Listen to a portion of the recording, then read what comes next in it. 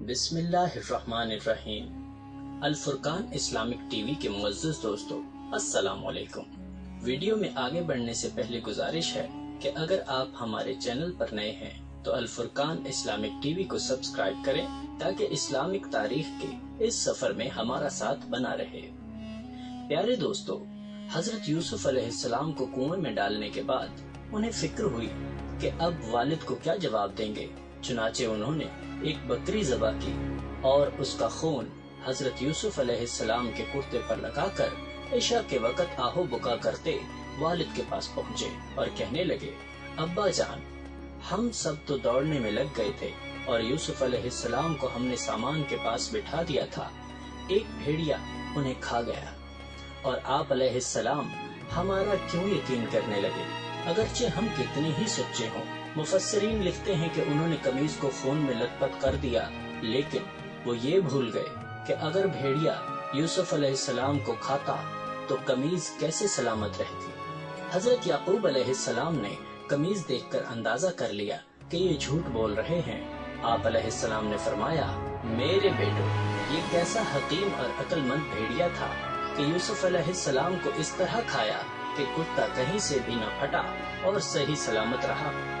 آپ علیہ السلام نے فرمایا، حقیقت یوں نہیں ہے بلکہ تم اپنے دل سے یہ بات بنا کر لائے ہو، بس میرے لیے صبر ہی بہتر ہے، اور جو تم بیان کرتے ہو اس کے بارے میں اللہ ہی سے مدد مطلوب ہے۔ پیارے دوستو، تفسیر قرطبی رحمت اللہ علیہ میں ہے کہ ایک تجارتی قافلہ جو ملک شام سے مصر جا رہا تھا، راستہ بھول کر اس غیر آباد جنگل میں پہنچ گیا۔ قافلے کے لوگ پانی کی تلاش میں سرگرداں تھے کہ ایک شخص مالک بن دبر اس کنویں تک پہنچ گیا۔ اس نے پانی لینے کے لیے ڈول ڈالا۔ حضرت یوسف علیہ السلام نے ڈول کی رسی پکڑ لی۔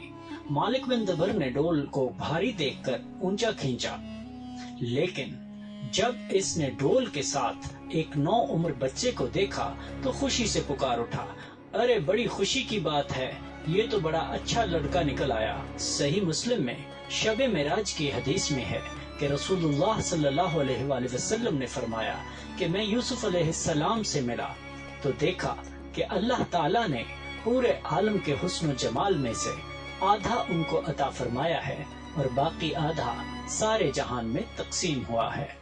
ویڈیو پسند آنے کی صورت میں ہمارے چینل الفرقان اسلامک ٹی وی کو سبسکرائب کریں، ویڈیو کو لائک کریں اور اپنے دوستوں کے ساتھ ضرور شیئر کریں۔ ملتے ہیں اگلی ویڈیو میں۔ اللہ نگہبان۔